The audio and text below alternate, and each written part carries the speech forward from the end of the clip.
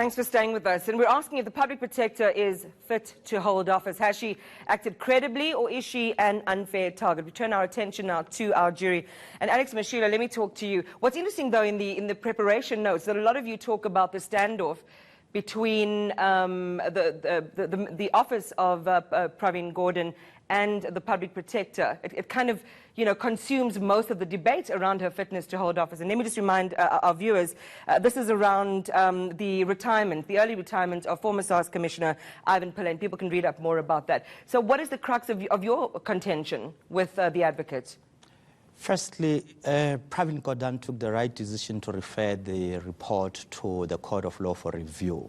That's what every South African has to do when they believe that the public protector has erred or has inappropriately handled their case. This has happened in the case of the South African Reserve Bank, in terms of which the public protector played into politics. He actually overreached. That's why the court have had to reverse that process. And in fact, that was the term. It was used in that judgment, yes. Overreach. By the way, there are similarities between what she did right now and what she did in the case of the South African Reserve Bank. You will recall that there was a ANC National Policy Conference, and the ANC was divided at that particular time. And the divisions involved one group isolating the other group on the basis of what they call RET, Radical Economic Transformation. And at that particular moment, when the conference was supposed to, in fact, on the eve of the conference, she released a report which was congruent with the content of the character of one of the contending forces at that conference. So that was a political playing into factional battles yes. inside the Definitely. The government party. She was factional, and on the points of law and not assumptions, the courts had to reverse that. In the Astina Dairy Farm, her work left much to be desired, and the court had to step in. By the way, the first person who should protect that office is the public protector. And how do you do so?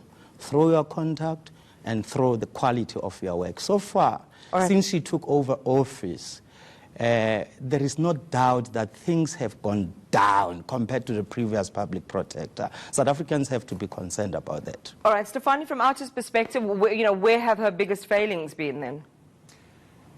She's in a very, very, very important office. She's a Section 9 institution. She's there to uphold the Constitution.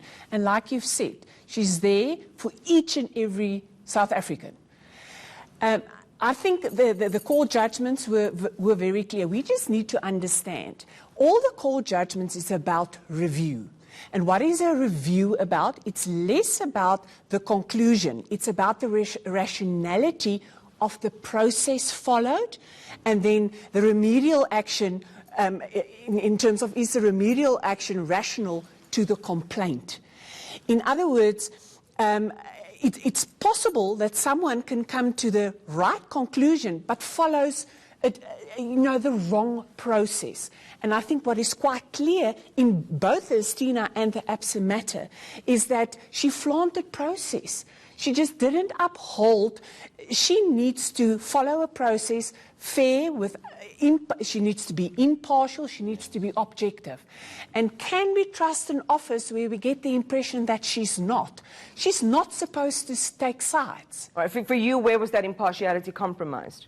In both the Astina and in the Absa matter. May I add, these are two very high-profile cases.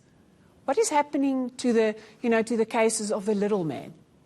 Nicole, let me come to you then. Again, from your perspective, one of the key marquee factors in your concerns around her competency and ability to hold office is also pivots around the Ivan Pillay, Pravin Gordhan matter. Are there other matters that raise concern for you about her competency? Yes, and I think the criticisms that may be directed at her report in respect of Pravin Gordhan's authorization of early retirement and the payment of an actuarial penalty chime with criticisms that have been made against her by courts of law in respect of other reports. So there's been reference to the Absa matter and the Reserve Bank matter. I mean, there she in fact directed that the Constitution be changed. Yes. Now, it should be of enormous concern to South Africans, that a person holding as important an office should make an order that is so much in violation of the law and of the general person's understanding of the law that she would believe that it is in her power to order a change to our constitution. In respect of the ABSA matter, she orders that the Special Investigative Unit reopen their investigation. Again, that is very clearly in violation of her powers. She doesn't disclose to the implicated parties. I mean, we've seen in the Gordhan matter that she releases her report 48 hours after having received the submissions from the implicated parties, which doesn't allow any meaningful engagement. In the ABSA matter, she releases her report without having disclosed to the implicated parties, without giving them the opportunity to be heard, and failing to reveal to them or to the public that she has had secret meetings with Black First, Land First, with the state security agents. Okay, and you touch on something that is a bit of a concern. I mean, I'd like you to respond to what Zanele is saying, Alex, that this is part of, external forces and, an external campaign to unseat her when she's doing very good work, as Zanele was saying, in pushing back against, the kind of economic legacies of apartheid, let's say, for example, in the ABSA matter. How would you respond directly to what she's saying are, from their perspective, very credible reasons why she should absolutely keep her job? There are contradictions in what Zanele has said. If you say that judges have erred in applying the law, and on that basis nothing was said about them, there are legal procedures that should be followed if judges have erred. And if you look at her argument on Pravin Gordhan, it doesn't follow the same thing that, okay, because he has erred, then what is said about the judges must be observed in respect of Pravin Gordhan. So that is a political statement. It is not a point of law. So here we are dealing with matters of the respect of the Constitution. She has been put into office to ensure that people follow our Constitution, uphold its spirit, and she must be out of politics. All right, let's get Zanele, let's push back against that.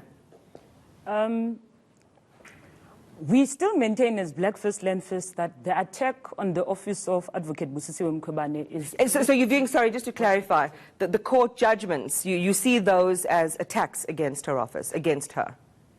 Yes.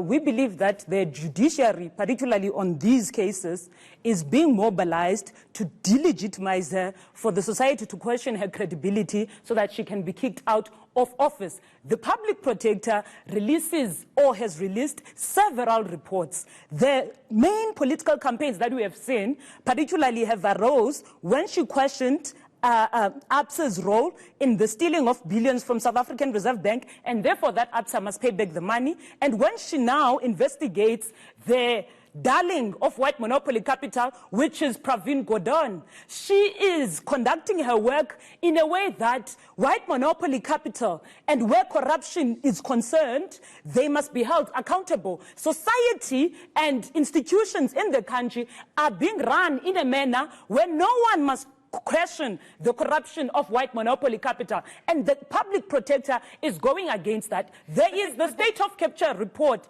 that was rushed, released by the past public protector, Advocate Thulimba Donsela, which there are serious allegations against about even people implicated heavily on that report who did not have a chance to answer for themselves. Right. So freedom under law and Business South Africa were not seen to be emerging as a voice that where is justice in how the then public protector was conducting their work. They're sitting right next to you. You've kept silence. Let us not be fooled. No judiciary needs to discredit Busisiwe Mkhwebane. She has been found wanting not once, not twice, not thrice, but 4 times, if not more. You know, she has admitted to have made fundamental mistakes in law.